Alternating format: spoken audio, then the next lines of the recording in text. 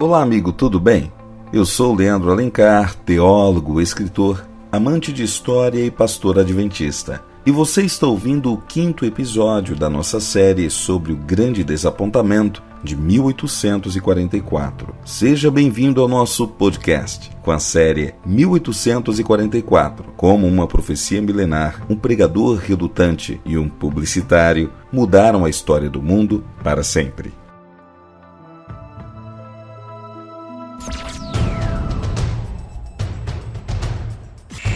Você está ouvindo o Evangelho e Tudo Mais.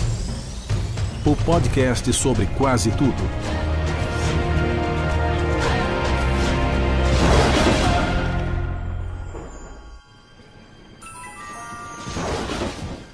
Até aqui, nos detivemos em dar um claro e exato panorama do planeta na ocasião do desapontamento de 1844. Sabe, entender como o mundo dessa época funcionava é essencial para a plena compreensão das motivações e razões do equívoco, do erro do movimento milerita. Estudar ou simplesmente meditar no desapontamento de 1844 sem ter um claro entendimento de como era o pensamento humano no século XIX é um erro crasso. A partir deste capítulo, trataremos de personagens que conhecemos bem, tão bem que para muitos essas histórias tornaram-se amigas. Muitos cresceram ouvindo-as e, ao relembrá-las, podem ter a fé renovada. E quem nunca as ouviu poderá aprender da impressionante história de quando pessoas fiéis e amadas por Deus creram que Jesus voltaria em 22 de outubro de 1844. E tudo começou quando Guilherme Miller decidiu ler a Bíblia. O tema deste episódio é O Pregador Relutante.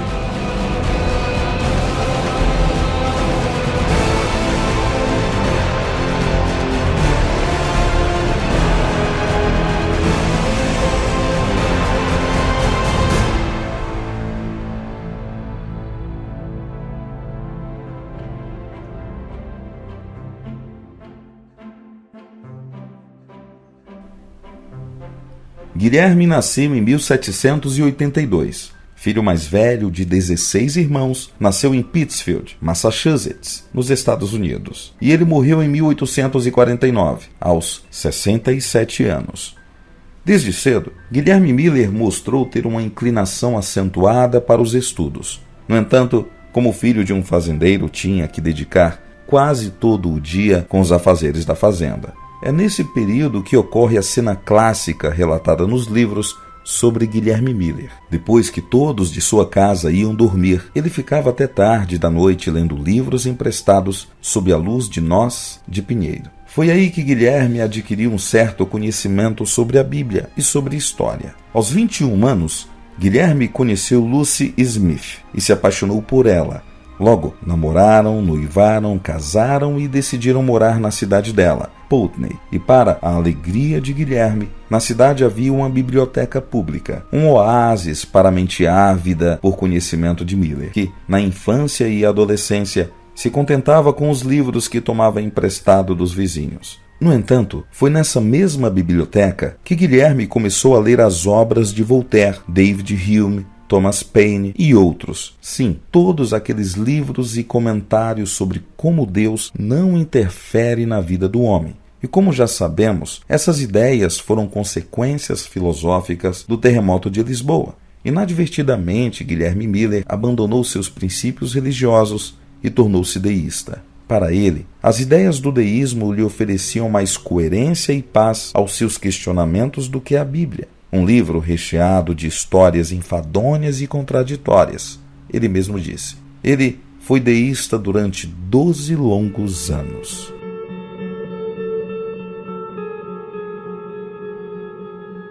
Com o passar dos meses, Miller conquistou a confiança dos vizinhos e de todos os moradores de sua comunidade. Com seus altos princípios, imparcialidade e justiça, ele foi eleito e serviu como juiz de paz, oficial de polícia e subxerife. Todos confiavam nele e se envolveu na política, tornando-se um ativo democrata.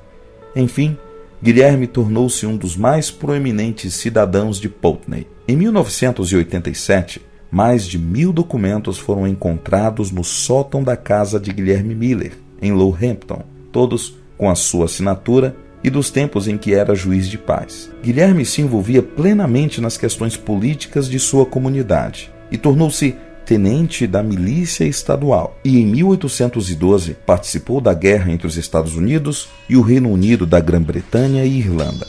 Durante a guerra, Guilherme Miller foi promovido a capitão, e as batalhas sangrentas puseram a sua fé no deísmo à prova.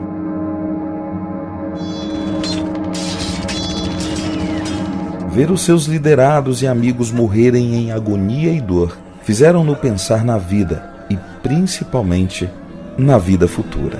Sua participação na Batalha de Plattsburgh foi fundamental para que o seu coração se voltasse para Deus.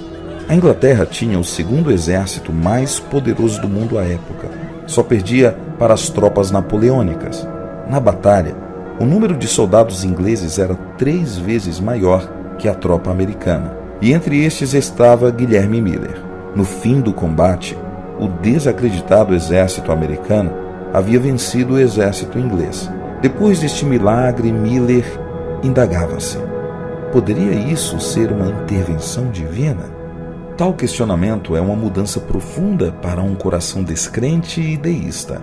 Ao fim da guerra, Guilherme voltou para sua cidade natal, Lowhampton, a fim de cuidar de sua mãe recém-enviuvada. Lá, provavelmente para agradá-la, começou a frequentar a Igreja Batista, onde o seu tio, Eliseu, pregava regularmente.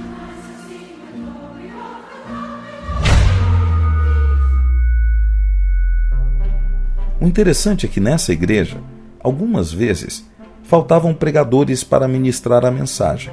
Então, costumava-se ler um sermão nessas oportunidades. Quando isso ocorria, incomodava Miller, que não considerava tal prática edificante. Logo, quando sabia que os sermões seriam lidos, ele não ia à igreja. Até que os diáconos o convidaram para que ele mesmo lesse os sermões. E isso causou uma profunda mudança de vida em Guilherme.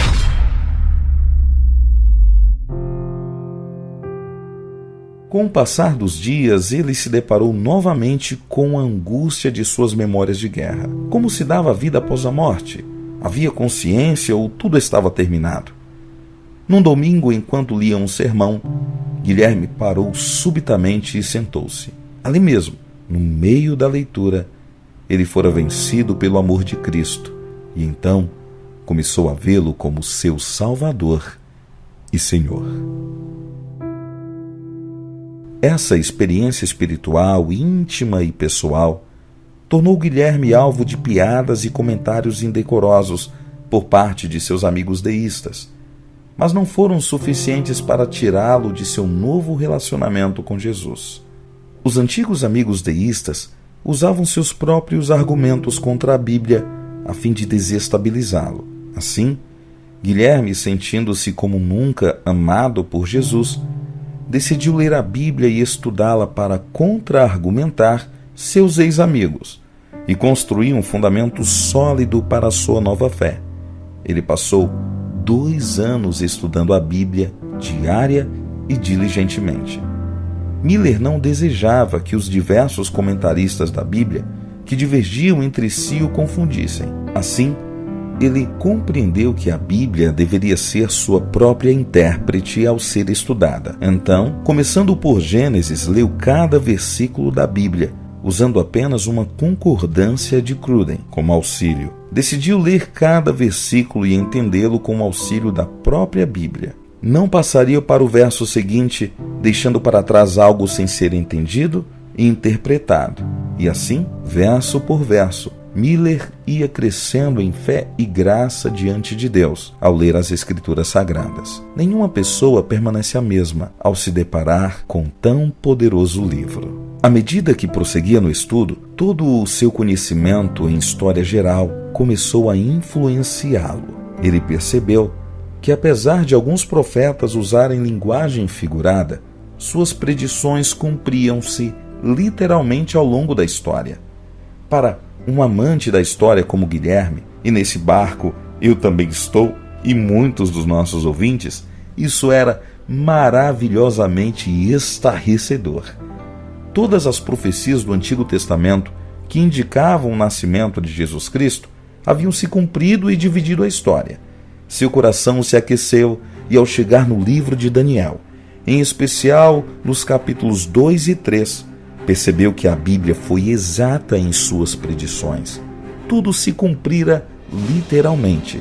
Então, de um deísta que se negava a crer que Deus interferia na história e que a Bíblia era um livro cheio de fantasia e erro, Guilherme Miller se converteu a um convicto crédulo na condução divina de todos os acontecimentos do mundo. Partindo dessa conclusão, Guilherme supunha que a volta de Jesus à Terra também seria um evento literal, ou seja, ocorreria mesmo. E para qualquer leitor da Bíblia, mesmo o mais desleixado, a segunda vinda de Cristo é o último grande evento da história desse planeta, que tem uma vida orgânica baseada em carbono. Quando se fala de fim do mundo, as pessoas tremem e pensam na extinção total da vida. Mas quem já leu a Bíblia sabe que o fim de todas as coisas, na verdade, é o recomeço delas. Quando Guilherme Miller se deparou com a profecia milenar de Daniel 8,14, onde diz: até 2.300 tardes e manhãs e o santuário será purificado, logo se convenceu que o santuário que seria purificado era a terra, e a volta de Jesus seria o evento que inauguraria essa purificação.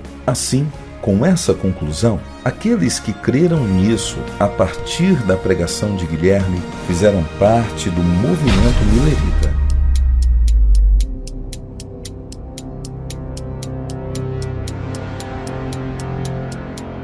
Em 1818, Miller concluiu que Jesus voltaria no final dos 2.300 anos, ou seja, por volta de 1844.